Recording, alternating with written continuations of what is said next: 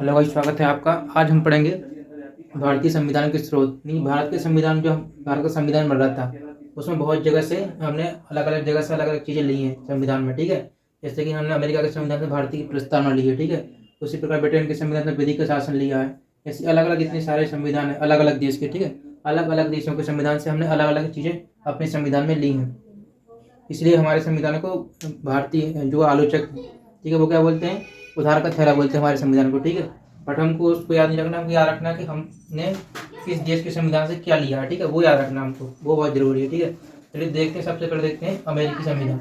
अमेरिकी संविधान से क्या लिया हमने लिए देखिए प्रस्तावना। प्रस्तावना में क्या, हम भारत के लोग हैं, जो हम बोलते हैं हम भारत को एक संपूर्ण प्रभुत्व संपन्न समाजवादी पंथ निरपेक्ष लोकतंत्रात्मक गणराज्य बनाने के लिए जो वो है, वो हमने कहाँ से लिया, अमेरिका के संविधान से लिया, ठीक है। और जो प्रस्तावना की भाषा ली है वो हमने लिया ऑस्ट्रेलिया से संविधान से, ठीक है। तो इसको याद रखना, दोनों अलग अलग है, यानी जो प्रस्तावना है वो कहाँ से ली है, अमेरिका के संविधान से। और जो प्रस्तावना की भाषा है वो कहाँ से ली है, ऑस्ट्रेलिया के संविधान से, ठीक है। तो दोनों ही अलग अलग, इसको याद रखना, ठीक है। उसके बाद देखिए मूल अधिकार, ये भी हमने कहाँ से लिए है, अमेरिका के संविधान से। जो हमारे फंडामेंटल राइट्स है, 6 फंडामेंटल राइट्स है, ठीक है, वो कहाँ से लिया हमने, अमेरिका के संविधान से लिए, ठीक है। उसके बाद स्वतंत्र न्यायपालिका, वो भी हमने कहाँ से ली है, वो भी हमने अमेरिका के संविधान से ली है। यानी जो हमारी न्यायपालिका है, सुप्रीम कोर्ट, हाई कोर्ट वगैरह, वो सब क्या है, स्वतंत्र है, वो हमने अमेरिका के संविधान से लिया है, ठीक है। तो उसको याद रखना। उसके बाद देखिए न्यायिक पुनरावलोकन। अभी न्यायिक पुनरावलोकन क्या होता है, जैसे मान लीजिए संसद कोई कानून बनाती है, ठीक है, अगर वो हमारे जो मूल अधिकार है उनके विरुद्ध है, या फिर कोई जजमेंट होता है जो किसी सुप्रीम कोर्ट या हाई कोर्ट ने दिया, उसको हम क्या करते हैं, उसको पुनर्विलोकन कर सकते हैं। यानी कि अगर उसमें कोई कमी रह गई तो उसको पलट सकते हैं, ठीक है। तो इसको बोलते हैं न्यायिक पुनर्विलोकन, ठीक है। तो इसको बोलते हैं, ठीक है। उसके बाद देखिए संविधान की सर्वोच्चता, यानी कि जो भी कानून होगा उसमें संविधान की सर्वोच्चता सर्वोपरि मानी जाएगी। यानी कि संविधान के अगर क्रॉस में कोई भी कानून बनता है तो उसको जीरो घोषित कर दिया जाएगा, ठीक है। संविधान के अकॉर्डिंग ही हमारा देश चलेगा, ठीक है। इसको बोलते हैं संविधान की सर्वोच्चता। उसके बाद है PIL। PIL को बोलते हैं पब्लिक इंटरेस्ट लिटिगेशन, ठीक है। इसको बोलते हैं जनहित याचिका।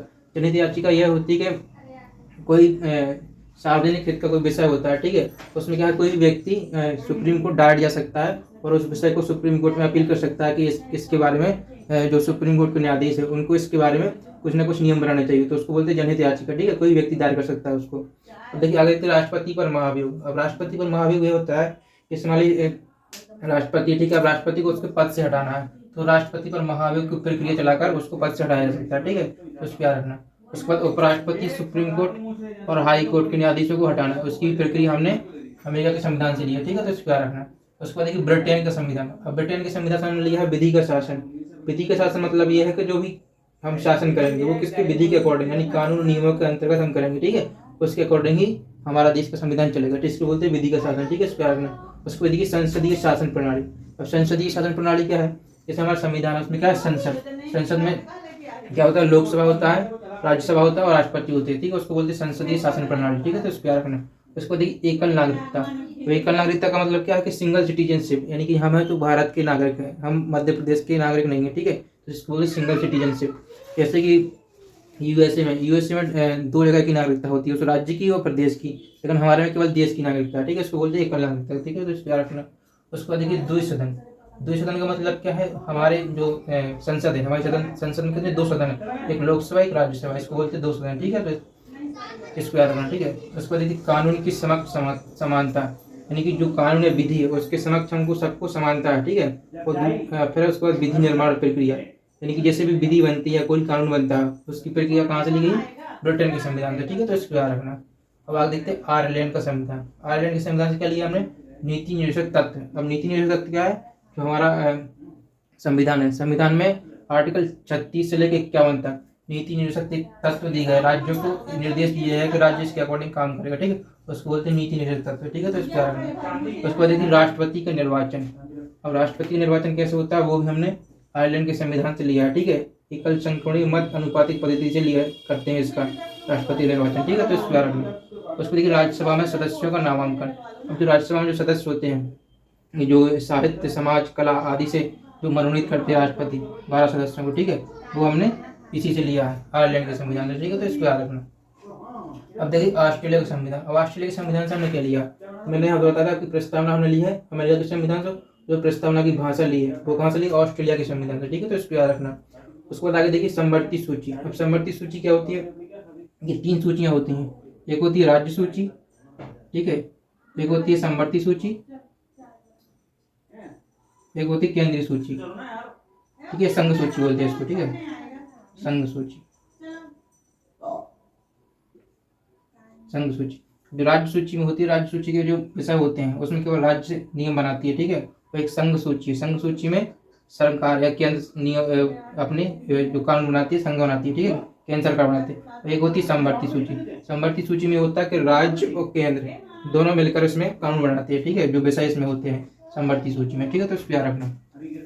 इसके देखिए व्यापार वाणिज्य संबंधी प्रावधान जो भी कहाँ से लिया, ऑस्ट्रेलिया के संविधान से, ठीक है। तो इतना याद रखना इसमें, ऑस्ट्रेलिया के संविधान में। उसके बाद देखिए कनाडा का संविधान। देखिए कनाडा के संविधान से हमने क्या लिया, कनाडा के संविधान सबसे पहले हमने लिया संघात्मक शासन।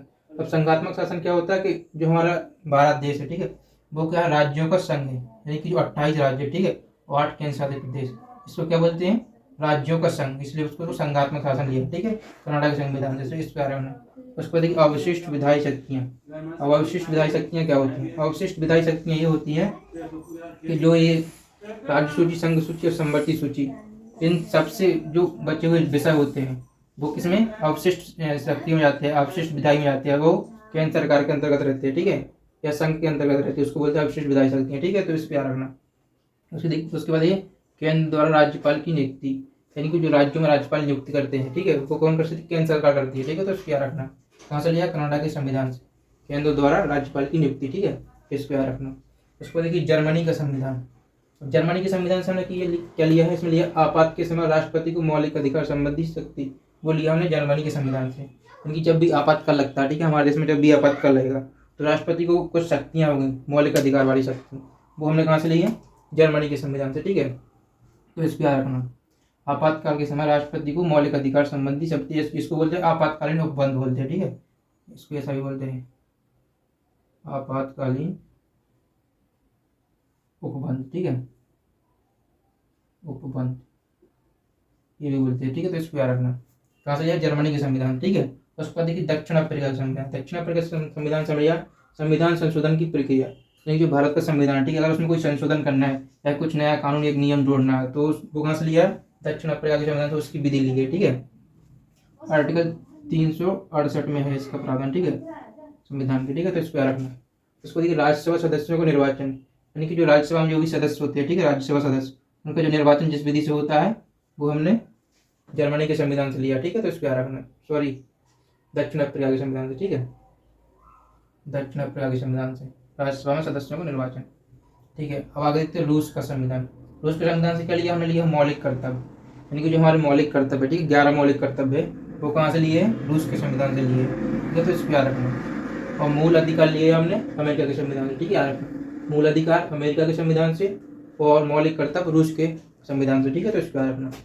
उसको देखिए फ्रांस का संविधान। अब फ्रांस के संविधान से क्या लिया हमने, एक गणतंत्रात्मक व्यवस्था, यानी कि जो भारत है, ठीक है, गणतंत्र हमारा भारत, ठीक है, गणतंत्र का अर्थ होता है जो हमारा देश का मुखिया, जैसे राष्ट्रपति है, ठीक है, देश का मुखिया, वो क्या होता है, वो निर्वाचित होता है, वो वंशानुगत नहीं है, ठीक है, राष्ट्रपति, उसको बोलते हैं गणतंत्रात्मक शासन, ठीक है, इसको याद रखना।